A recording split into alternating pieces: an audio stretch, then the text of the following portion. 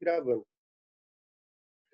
Bom dia, boa tarde, boa noite, sejam bem-vindos. Aqui é o Wilson, diretamente do Instituto Voigt, e eu vou explicar agora o conceito geral da introdução à anatomia, certo? Então, o que acontece? A primeira coisa que a gente tem que saber é a posição anatômica, porque para nós a posição anatômica ela vai ser referência, sempre quando a gente perguntar ou fizer alguma referência, menção de interno e externo, a gente está sempre vendo o quê? Sempre vendo a posição anatômica. Até tem uma piadinha interna, né, que o estudante de medicina do primeiro ano gosta de fazer, que o professor de anatomia chega para ele e diz assim, bem avoado, né? Aí o aluno fala assim, o professor pergunta para ele, qual é a posição anatômica? Ele pega e vira, não sei, pronto, acertou. Ah, entendi, entendeu? Aí o cara acerta, espalmando as mãos para frente e ficando nessa posição ereta, tá? Então, como é que a gente descreve essa posição anatômica? Então, é um corpo que se ele se encontra, tem que estar na posição ereta, ou seja, posição ereta é a posição quando a gente está em pé, que a gente vai chamar isso de posição ereta ou posição em supino, com a cabeça, os olhos e os dedos das mãos com miram hacia adelante, membro superior estendido a ambos lados e as palmas também miram hacia adelante, certo? Então, essa é a descrição da posição anatômica. Aqui a gente tem que lembrar dos planos, né? Então, eu tenho o plano, todos os planos eles respeitam as suturas, né, do crânio, a maior parte. Então, sutura coronal, sutura sagital e sutura transversal, que é aquela que atravessa o corpo. Cada uma dessas suturas, elas vão determinar os planos. Tem o plano coronal, que vai dividir o corpo em anterior e posterior, o plano sagital, que divide o corpo em direita e esquerda, o plano transversal, que vai dividir o corpo em superior e inferior, correto? A gente tem algumas terminologias de posição importantes, né? Então, por exemplo, assim, o que acontece? A gente tem a terminologia de posição aqui que a gente tem a... Só um pouquinho, pronto. Então, o que acontece? Aqui, o que acontece? O que a gente tem que perceber? A gente tem que perceber que dentro da terminologia de posição, a gente tem uma vista anterior, uma vista lateral, uma vista dorsal. Na vista anterior, a gente vai ter a terminologia de posição cranial, que é voltado hacia o crânio, e caudal, que é para baixo, né, para supostamente cauda. A gente tem uma palma da mão, dorso da mão. A gente tem proximal e distal. Distal é quanto mais longe, né, e distal mais longe, proximal mais perto. A gente tem as relações dorsal, costas, ventral, ventre, está falando da questão da barriga, posterior e anterior. A gente também tem a relação plantar e dorsal. Plantar é a planta do pé, dorsal é o dorso do pé, a parte que está em cima do pé. E a gente tem a porção medial, que está para o meio, e lateral, que está para fora. Eu também posso falar interno e externo, tá? Então, medial é o sinônimo de interno e lateral é sinônimo de externo. Dorsal, que é outra coisa que a gente característica, né? Dorso da mão, dorso do pé. E a gente tem bom, já falei da terminologia medial lateral. Então, essas são as terminologias mais habituais de uso para a terminologia de posição.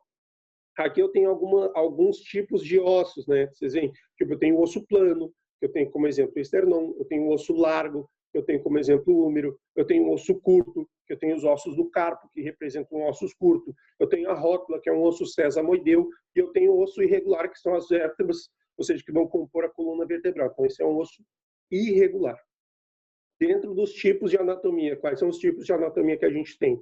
Então, a gente tem a anatomia descritiva, e aqui no primeiro ano vocês vão ver muito da questão de anatomia descritiva, que você vai descrever que esse osso está próximo daquilo, que está próximo daquele outro, que faz divisão com aquele, que se articula não sei o quê. Então, você vai descrever, certo?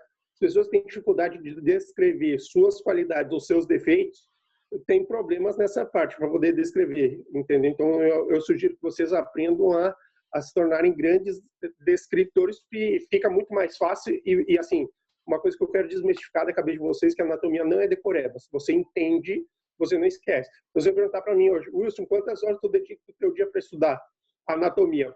Hoje em dia, bem pouco. Porque o que acontece? Eu já sei onde é que estão as coisas, se me fizer uma pergunta, eu consigo responder automaticamente.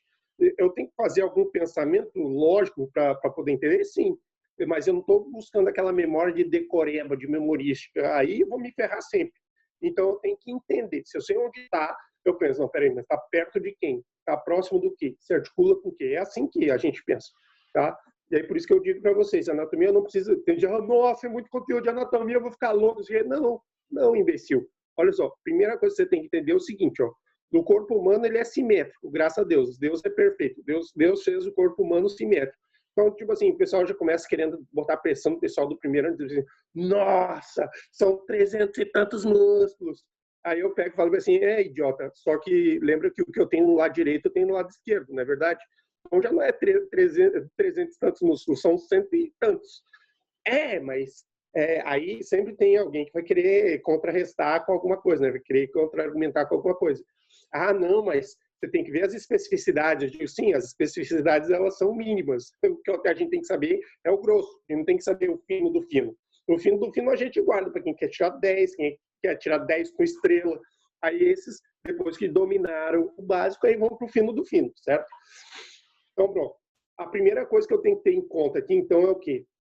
A anatomia descritiva ela vai cuidar do quê? Simplesmente da parte descritiva.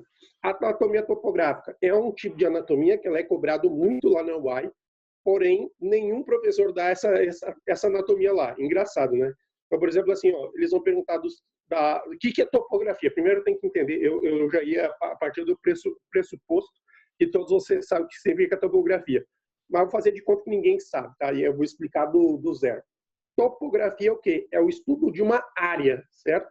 Então, topografia é o estudo de uma área. Se eu estou falando que é anatomia topográfica, ela vai estudar uma área específica do corpo humano. Então, do que a gente vai estar falando aqui?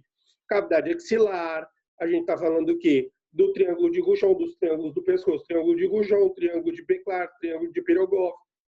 A gente está falando dessa série de áreas, perdão. A gente está falando de uma série de áreas que tem uma função específica, ou porque elas têm um conteúdo importante, ou porque elas têm estruturas que vão delimitar essas áreas são importantes. Então, é o estudo de áreas, certo? Áreas que têm alguma relação importante com os elementos que vão transcorrer por ela. A anatomia funcional, vocês vão ver muito mais no segundo ano, porque ela, basicamente, é uma anatomia que ela se mistura muito com fisiologia. Porque não que vocês não têm que saber minimamente agora, no primeiro ano, mas vocês vão ver ela com muito mais intensidade de fisiologia, que é a parte que se encarrega de explicar da função dos órgãos, do funcionamento, vai dizer assim, ó, o fígado serve para isso, o pâncreas serve para aquilo. Então, é uma coisa que vocês vão ver muito mais no segundo ano em fisiologia. A anatomia regional é o quê? É o estudo da anatomia que a gente vai dividir o corpo em regiões. Então, por exemplo, assim, ó, a UAI, ela separa, ela primeiro dá membro superior, membro inferior, cabeça e pescoço, coluna vertebral, aí depois tórax, abdômen e pelvis, e depois da sistema nervoso central, certo? Então, tudo isso que eu acabei de falar agora, eu dividi o quê? Eu dividi em regiões. Primeiro eu dividi cabeça e pescoço, membro superior, membro inferior, coluna vertebral. Então, estou separando em regiões, certo? E anatomia sistêmica, que é aquela parte, por exemplo, que a gente vai falar de órgãos que estão envolvidos entre si, né? Então, se eu tenho o que é um sistema? É um conjunto de órgãos que tem uma mesma função. Então, por exemplo, assim, o esôfago, estômago, duodeno, jejuno, ilho, cólon, ânus, o que eles têm em comum? Eles fazem parte do sistema digestivo. Então, são vários órgãos diferentes entre si, mas que participam de uma mesma operação, que é o quê? Do processo digestivo.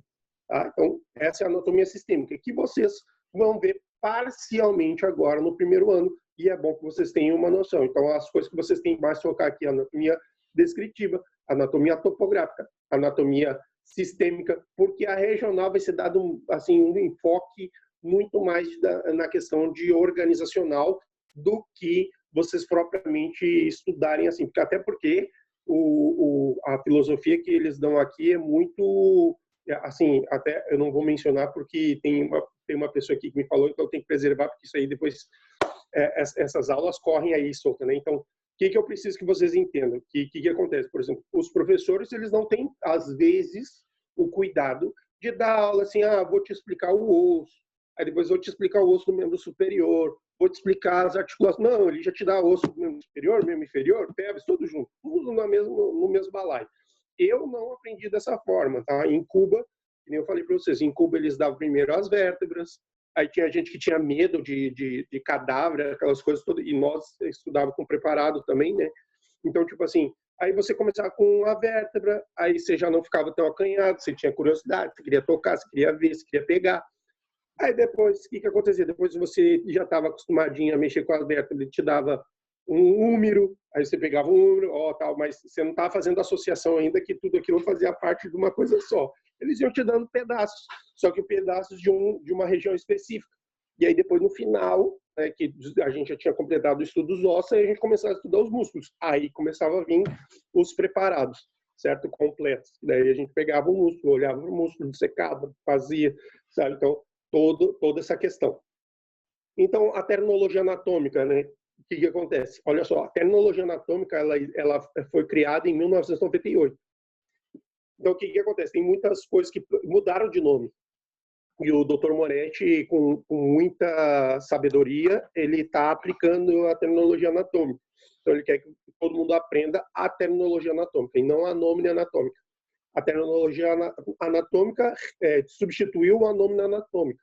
Ou seja, antigamente a gente falava cúbito, agora é una. Antigamente a gente falava omoplata, agora é escápula. Então, essas coisas mudaram de nome e para buscar o quê? Sempre maior, eles procuram um nome que tenha maior força descritiva, ou seja, eu escuto o nome, eu já sei do que se trata, maior simplicidade e maior especificidade. Se o nome reúne essas três coisas, prevalece esse nome na terminologia anatômica. Foi isso que levaram em conta para fazer as mudanças que eles fizeram, certo?